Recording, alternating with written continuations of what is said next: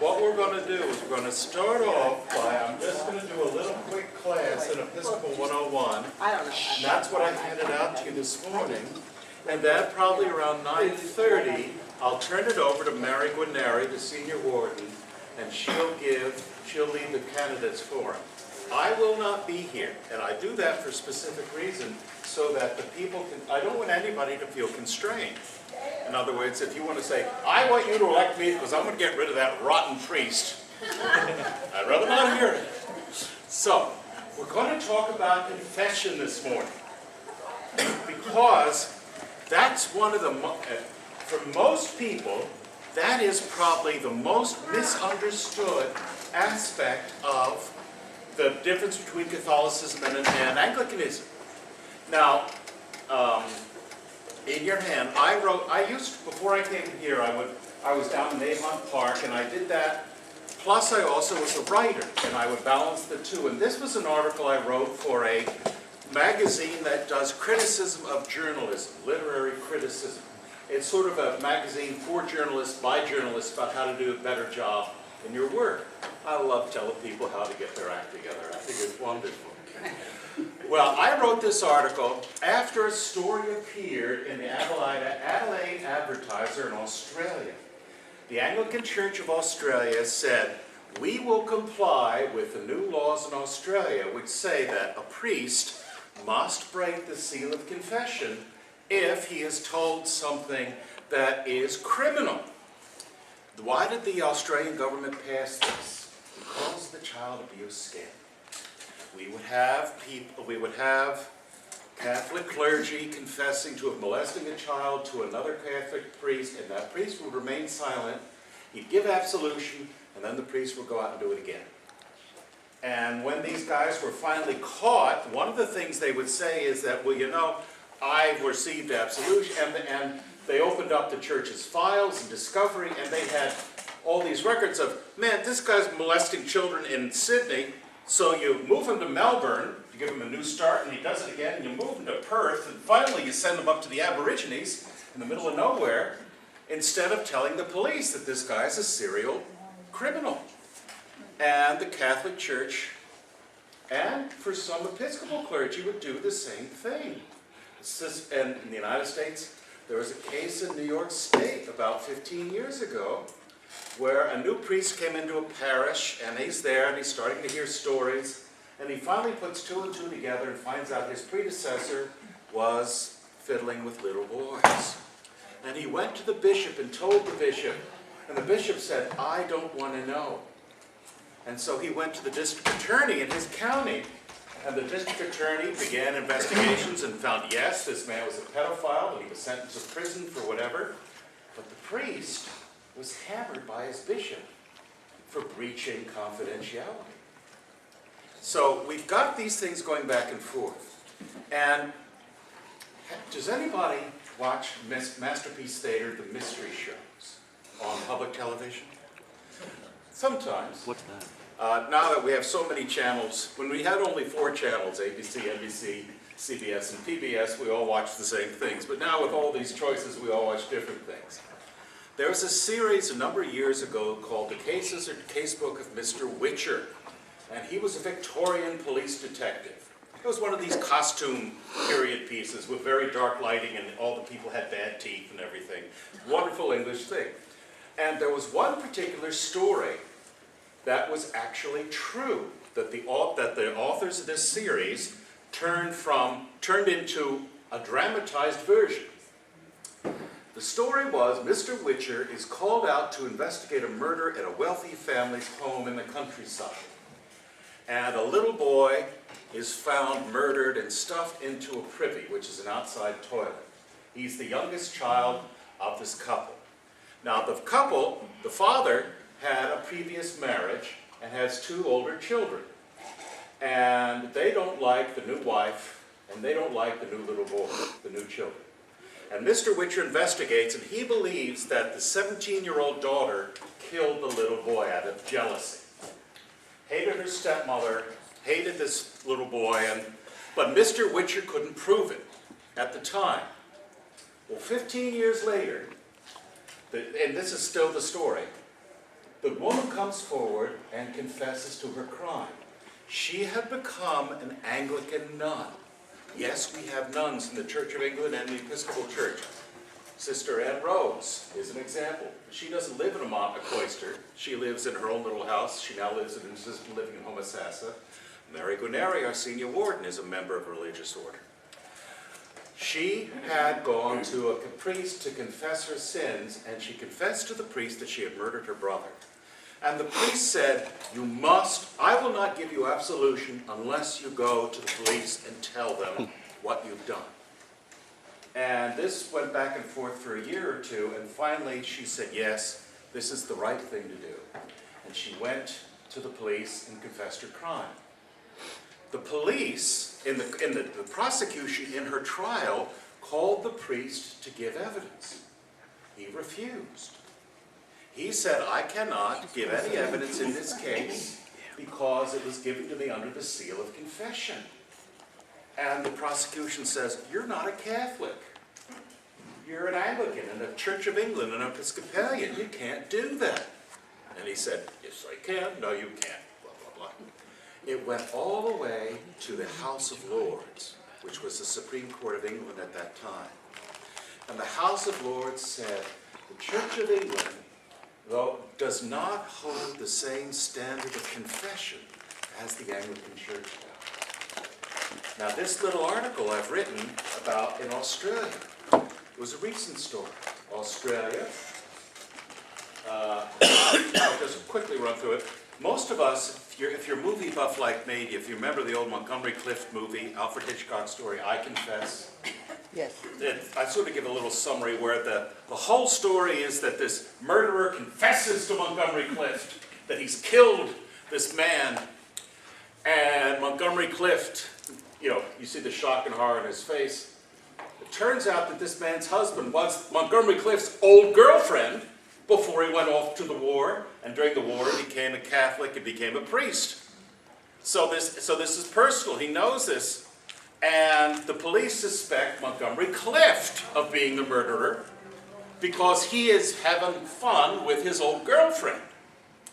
Well, it breaks, the trial commences and Montgomery Clift is brought to trial and he's asked, did you kill, or do you know who killed, or did you kill so-and-so? And Montgomery Clift says, I can't say. And he won't say why he can't say, but they all know, being French Canadians, why he can't say. And so they're about to find him guilty when the murderer's wife breaks down and said, it was my husband who did it, and he confessed to Montgomery Clift. And then, of course, we have the chase scene and the shootout. And the whole movie ends where the murderer, who's just been shot by Carl Malden, the police detective, is lying in Montgomery Clift's arms, and he asks for absolution, and Montgomery Clift mumbles in Latin, puts the sign of the cross over the man's head, his eyes flutter up, and he's dead. Music goes up. Man's in heaven because he's been absolved on the point of death. Montgomery Clift is cleared, and Alfred Hitchcock made another $1 million. Many people assume it's the same with us. It's not. See, and there's theological reasons, and the first theological reason is Anglicans and Catholics have a different understanding of what priests are. I can become a Catholic priest after I go to school for a year and still remain married. A Catholic priest can become an Episcopal priest if he goes to school for a year to learn how to do it. But you basically have to adopt the New Teens rule book. And one of the differences is, what is a priest? In the Catholic Church, when the priest stands at the altar, he is in persona Christi. That's Latin phrase meaning he's standing there in the person of Christ. This is Jesus Christ symbolically. This is the big argument for the Catholic Church, along with tradition, against women priests.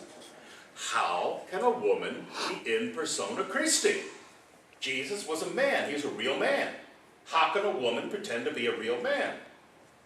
Ask Bruce Jenner. I don't know. The Anglican tradition is different. We are not in persona Christi. We are in persona ecclesia. we're not standing there in the place of Christ, we're standing there in the place of the church. Now, so in the Anglican worldview, because you're not confined by your biology and leadership in the church, you can stand at the altar. Now, there are also the tradition arguments and other arguments, but the deep theological one is the difference between the two.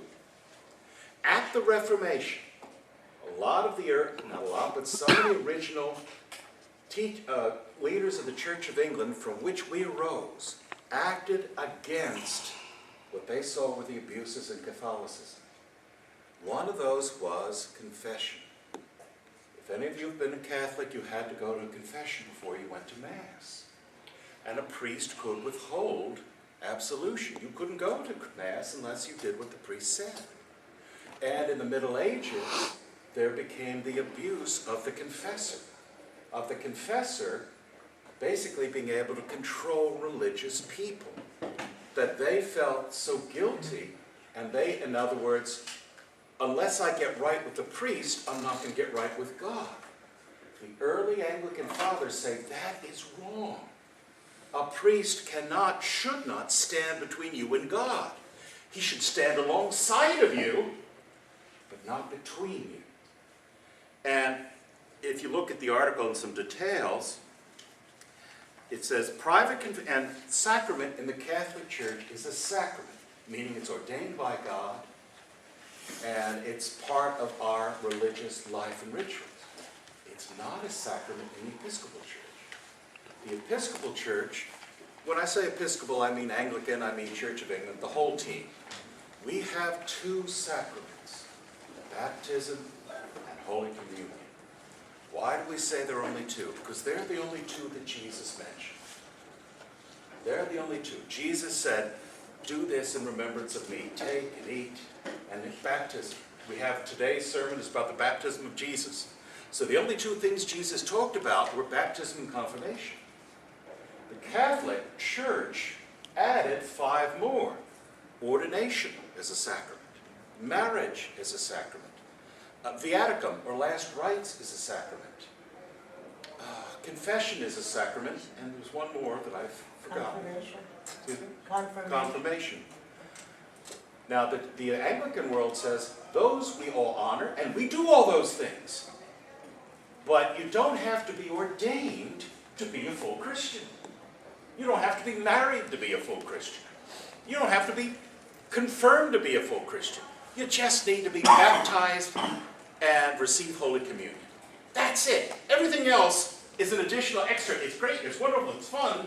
But to say that the highest level of Christian is one who is a married, confirmed, baptized, ordained person, I guess that would just be me in the room. I don't know. The Anglican world said, no, we're still going to have confession. And you're going to make confession today if you've been to church. But it's a public confession, a general confession. So we have confession just like the Catholics before Holy Communion, but we do it publicly. And there's nobody sitting over your shoulder to say, Bobby, you left out something. I mean, you need to mention. In other words, it's between you and God. And for the early Anglicans, they said private confession. Auricular is the word. Auricular meaning spoken, one-on-one with the priest. You could do it if you were going through a crisis of some sort, but it is not a requirement of our life as Christians together. So, the Book of Homilies. The Book of Homilies is one of the things that was written during the time of Queen Elizabeth, and every church was sent this book. So the priest, if he didn't want to do his own sermon, he could read one. And in those days, people, I guess, have always been lazy, but the Book of Homilies set out in model sermons what we believe. And number 32 said, it is most evident and plain that auricular confession hath not its warrant of God's word. Then we quote a few archbishops here and there. And I talk about canon law. And then I talk about in persona Christi and all this and that. But the difference, really, between the Anglican world and the Episcopal world is not so much confession, but about the role of the priest. Where does the priest stand in the economy of salvation? By meaning, where is he in all of this? Is it God, the priest, and the believer in as sort of a totem pole? Or is it God, the believer, with the priest standing by that person's side?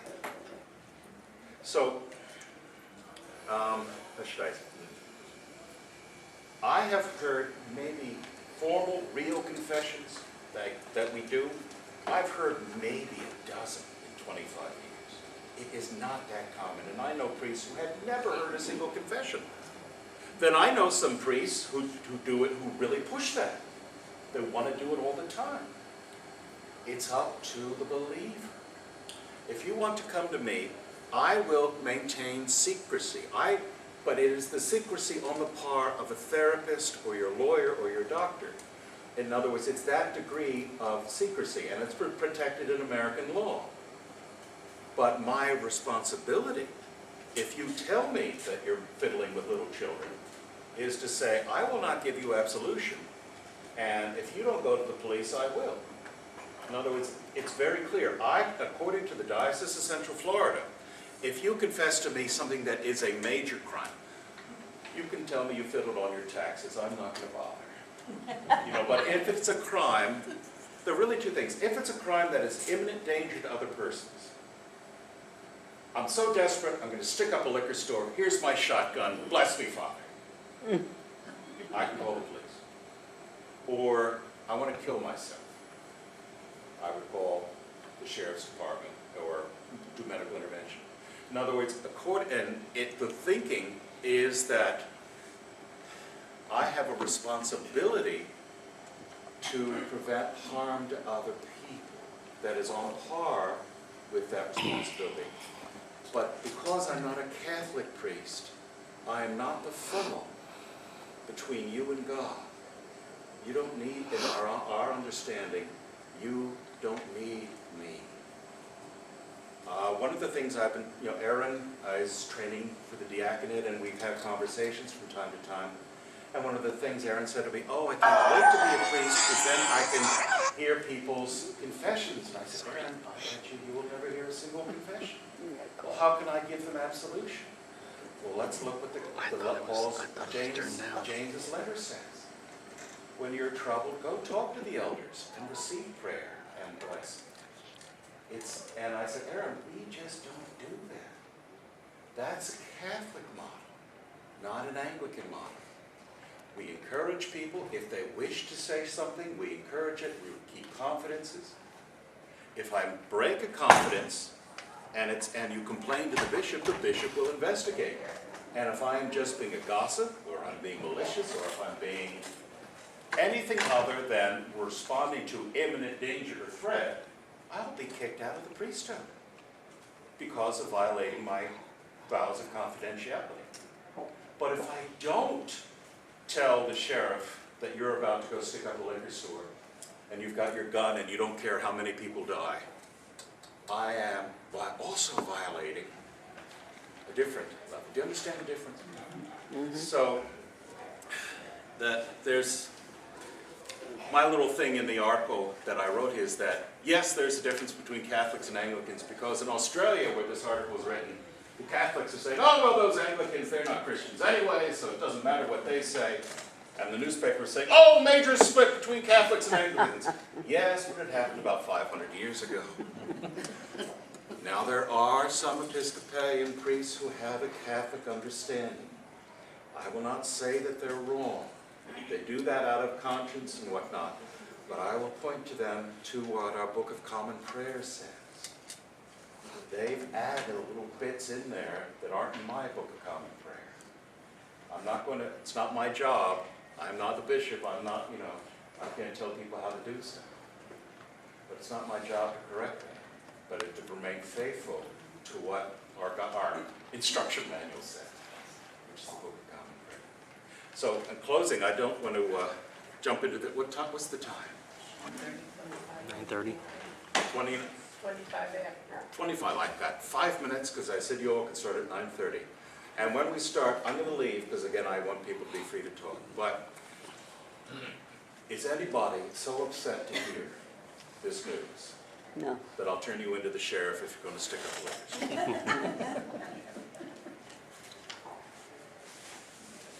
Can we give you someone else's name? If you do, I have, if I, well, here's an interesting thing.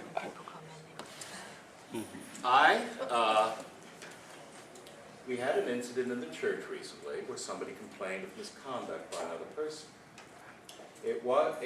I guess it could be considered criminal misconduct if you really wanted to stretch it, but it was just harassment. I have a duty to act. I have to not so much confront, but take to the person who is being accused. John Smith, there's nobody named John Smith in the church. Yeah. John Smith, I have been told that you did this. I'm not accusing you, I'm not asking you to defend yourself, but I'm saying this has been brought to my attention, what can you tell me? I am not able just to, boys will be boys, and people have different cultural things, and it's okay to squeeze women when they don't want to be squeezed. No, it's not. If somebody comes to me with an accusation, even if it's not them, I have a duty to look into it. And if it is a certain level of accusation, I have to act. 3.5 years ago, a member of the church came to me in my office and said, I'm concerned, I think this man is molesting this little girl. I said, why do you think that? He told me. I said, thank you very much. I have no discretion whatsoever. I called the diocese. I called the insurance company in New York City, and I called Children's and Family Services, because I was made aware of an accusation of abuse. If it were elder abuse, I'd have to say, do the same thing. So-and-so is the caretaker for this shut-in. She's stealing her blind, all her silverware is gone, she's living in filth, yet she's paying this woman $200 a week to take care of her. I would have to call elder cares, whatever the elder service. There's no discretion, and that's in our church diocesan rules. You have no discretion on criminal matters like that, where people are in danger. Harassment, so long as it's not physical. I mean, I've actually asked the diocese for firmer guidelines. I mean, where is the line here? Is it, when someone's in danger, or is someone being a pill enough to trigger? You see where I'm going? So, and I've asked Deacon Kathy to help us memorialize or put a procedures manual in place, because if I do something funny, if any of the clergy do something funny, we have reams of procedures and manuals, but we have less of a guide in sort of person to person. Because at the end of the day, this must be a safe place for all people. And if it's not a safe place, we might as well hang up our hat. Carol? I just thought I'd add a little tidbit. Personally, I've been through an experience with a very, very close friend of mine whose sister was abused by her daughter. And this was reported by 2 people, and the officials were brought in. However, the daughter hired an attorney, and once that happened, case is over. Can't do anything. It stopped, which is very troublesome in my mind. In the particular case that I said where someone came to me, I never heard a word out from Children and Family Services after I filled out the form. Whoa. What does that tell me? They investigated, it was unfounded. These people are still part of our church. I've never talked about it with them. I don't, nobody's ever mentioned it again. But I have no discretion. And I actually like that, because when I start to second guess stuff, then I'm making a judgment that may be skewed or tilted improperly.